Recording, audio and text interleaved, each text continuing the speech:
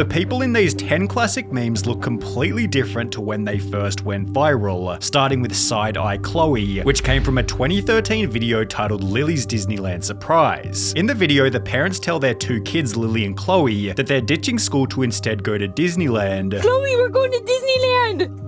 Oh my god! With the moment then being shared to Tumblr, where it received over 2 million notes with the title, "I just love this because Chloe is like, the hell is this girl crying about?" The post then prompted a BuzzFeed article titled "Sideeye and Chloe is officially the patron saint of Tumblr," in which they'd showed that the meme had expanded and was now being put over everything from album covers to religious figures. Around 4 years after the meme first blew up, Chloe visited the Brazilian Google office, where her face had been turned into an elevator and was being used around the city for advertising. So we just drive around and there was my child on a billboard. I was just blown away. But what happened to Chloe after the hype died down? After appearing in the meme at the age of 2, Chloe's mother continued to video her life up until the age of 10, at which point the family decided to sell the meme as an NFT, achieving a price of $74,000 US. They plan on using the money to put their kids through college, which isn't a bad idea given Chloe and her sister are now both in their teens, as is Dennis Collin, also known as the Popeyes Kid. The meme began with an extremely basic vine back in August 2013, where the real Snoopy videoed a random kid in Popeyes who was waiting to refill his drink. Ontario at Popeyes. Ooh. Say ooh.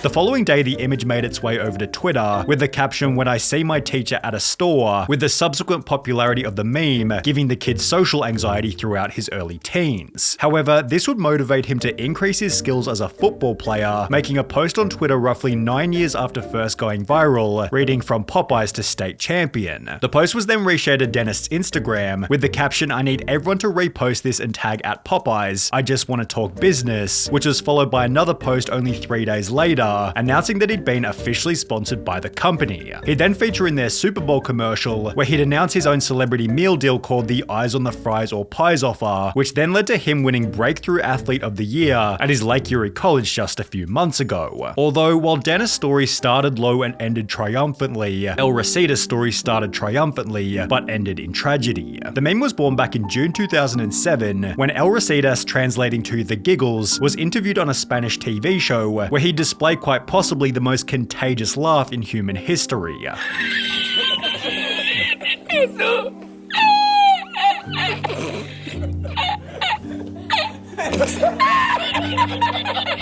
Within only 5 days of the original interview, the clip had made its way over to YouTube. However, in September 2020, El Recitus was hospitalized as a result of diabetes, where he had to have his left leg amputated. In response to the unfortunate situation, a French video forum raised 14,000 euros for El Recitus, allowing him to purchase an electric scooter and wheelchair, although within only 6 months he was back in the hospital. El Recitus passed away on the 28th of April 2021 from complications related to his illness, yet his presence on the internet will likely live forever, as will Bad Luck Brian's, whether he likes it or not. The person in the photo's real name is Kyle Craven, who deliberately purchased a cheap thrift shop outfit so he could take a terrible yearbook photo. His friend then downloaded the photo, added the caption "Takes driving test, gets first DUI," and posted it to the Advice Animal subreddit on the 24th of January 2012 with the title Bad Luck Brian. The meme was then remade with a different caption reading "Falls asleep in class, wet dream," with the now clearly established purpose causing the meme to go viral. Ask Siri to tell a joke, she turns on front camera. Stops, drops and rolls into another fire. Parents get divorced, no one wants custody. The virality of Bad Luck Brian led him to recreate the meme at VidCon 2 years later, before he'd then get recognized by Seth Rogen, which turned into advertising opportunities with McDonald's, the General Car Insurance and Volkswagen. Bad Luck Brian then featured in a book, on t-shirts and over 20 different games, which according to an interview with the Sydney Morning Herald, made him between $15,000 and $20,000 in the 3 years after first going viral. The article also explained that Brian works as a project manager for his father's construction company, where according to his LinkedIn, he recently became the vice president after 17 years experience. Brian has since gotten married and had 2 kids, although as shown by this photo, they might not be a fan of the meme. Despite this, Brian recreated the photo for his 32nd birthday, guy. Although, can you even talk about Bad Luck Brian without mentioning Scumbag Steve? The guy in the photo had posted the image to his MySpace back in 2006. However, it wouldn't be until the 21st of January 2011 when the photo was reposted to r/funny with 11 different captions representing him as the unreciprocal stoner that everybody had in their school. I've never seen a meme I could relate to more. I knew so many kids like this in high school and unfortunately hung out with a lot of them for a while. Stupid high school phase. This one is on the money, only made funnier when the real person in the picture came forward as 22-year-old Blake Boston, who was unemployed and wanting to fight anybody who talked about the meme. The fact that he's a real scumbag makes the meme 1,000 times funnier. Steve then took advantage of the fame by launching his own rap career, starting a series called Scumbag Thursdays and attending RoffleCon 2012, where he'd gained favor from the public after eventually embracing the meme. By this point, however, his popularity had well and truly faded, and Scumbag Steve fell back into obscurity.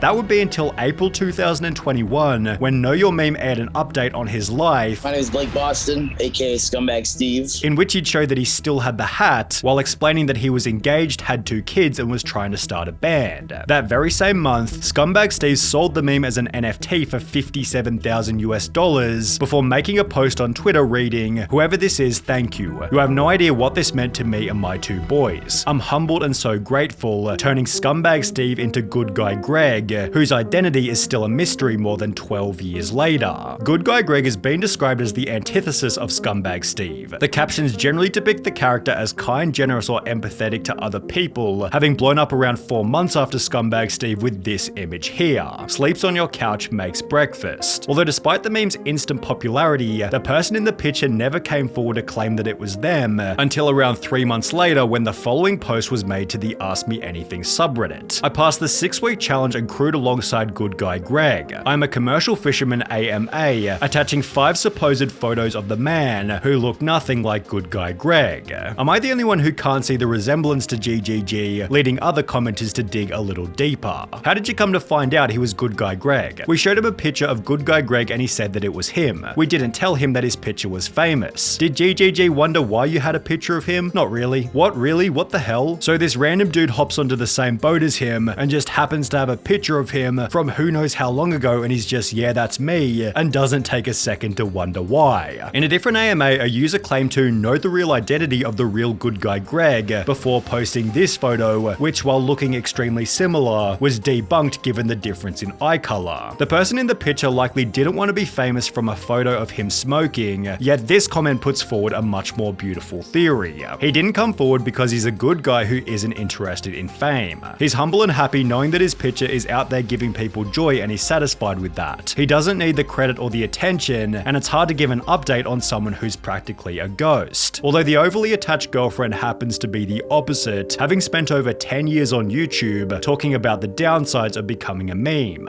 The overly attached girlfriend came from a video titled JB Fan Video, in which a YouTuber named Lena Morris parodied Justin Bieber's song Boyfriend with lyrics depicting her as the stereotypical clingy girlfriend. Although as the meme began to go viral, it took only 11 days before Lena mentioned that she was uncomfortable with having her face everywhere. I'm always amused by the overly attached GF tweets. Then I realize my face is associated with it and I'm slightly disturbed. Still awesome. Despite being slightly disturbed by the meme, it would shoot Lena into stardom, with every video on her channel racking up over 1 million views each, although this fame wouldn't last forever. The meme slowly lost its relevance, and by 2015, 3 years later, Lena was barely gaining 100,000 views per video. By 2019, Lena had completely abandoned her channel, prompting an upload titled Breaking Up with YouTube, in which she'd explained how fame had taken a toll on her mental health. I'd sort of landed myself in a real depression, and I was keeping it a real deep secret. For this reason, she'd then state that she was quitting YouTube for good. I know that this part of my life is done, and it's time to say goodbye. Before announcing in April 2021 that she was selling her meme as an NFT. It managed to achieve a mind-blowing price of $411,000, during which she'd give her live reaction on Twitter by stating, "What? BRB, I need a minute, WTF. Truly, you have no idea how this is going to change my life. I mean it, I'm so incredibly thankful and also still just blown away. So weird, so cool, WTF, thank you internet." Although she could still never be as confused as the Have You Ever Had a Dream kid. The meme came from a 1999 HBO kid show and featured an unknown child who was attempting to recount this quote note from Hercules, haven't you ever had a dream?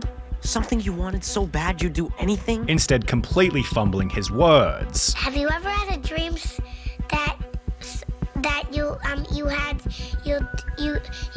you want him to do you so much you could do anything? In June 2011, approximately 12 years after the show aired, the clip was reposted to YouTube where it went unbelievably viral, having racked up over 80 million views since it was first posted, although still nobody knew the name of the child. That would be until the 8th of July 2021, when Wavy Websurf posted this video, prompting a message from a fan who told Wavy, "Hey man, I know who the kid is from Have You Ever Had a Dream? Went to high school with him. I'll give you his name so you can go check him out for yourself.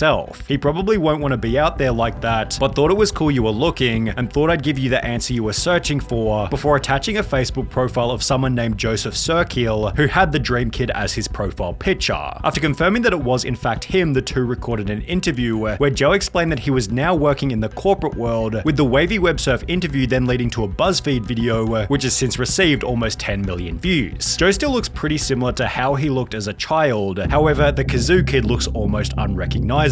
The origins of this meme are actually very similar to that of the Dream Kid, as both include a 5-year-old child landing a role on a VHS TV show, only to achieve random success on YouTube many years later. In this case, the 50 million view video was called You on Kazoo, and given it was filmed 25 years prior in 1989, people began to wonder where the kid ended up. Using his name listed in the credits, Brett Ambler, people were able to track down his Twitter, and since he was now in his mid-30s, he looked like a totally different person. With his newly found accidental fame, Brett announced that he'd be hosting an Ask Me Anything, on which he was asked, "What profession do you have now? Are you an actor or musician?" Responding with, "I'm lucky enough to say that I'm still an actor and musician," which can be confirmed on his YouTube channel, where the Kazoo still appears in almost every video. But while the Kazoo Kid continues to document his media presence, the 9+10 Kid has been so quiet, people thought he became a missing person. After the legendary Vine was posted back in June 2013, an article was published to the website Hustlers titled 9+10 equals 21 Kid Vine has reportedly run away from home and currently being searched for, read goodbye note here, which stated the child whose real name is Habib Sis ran away from his home Saturday night and is currently being searched for throughout the whole Baltimore area. Authorities say the child left a goodbye note in his bedroom that read, "I'm tired of everyone laughing at me. I'm running away forever now. If you want to find me, the only clue I'm leaving is 21. When the article was reposted to the IGN forums, users showed concern. However, it was quickly debunked when the original Viner uploaded a new video captioned, "My lil bro is all good. Whoever made up that story has no life. By the way, his name is Xavier. However, despite being given his first name, there's almost no other information about him anywhere on the internet." His last online appearance was in December 2014, when he'd recreate the meme, You stupid. Why not? No, son. 21. although since then the kid has completely vanished. His brother, who uploaded the original Vine, continues to post gym videos on TikTok and YouTube, however his last name isn't public, so we can't figure out Xavier's full name. In a 9+10 Kid iceberg, one of the bottom tier states, there was a rumor going around that the kid signed up for the Area 51 raid back in 2019, although there's no source on the post or on Google. Given the Vine is more than 10 years old, Xavier is now presumably in his late teens or early 20s, although given he didn't really care about his fame in the first place. Alright, bro, you know you famous, bro? Yeah. You got like 200,000 revines, bro. He's likely made the deliberate choice to keep his identity hidden.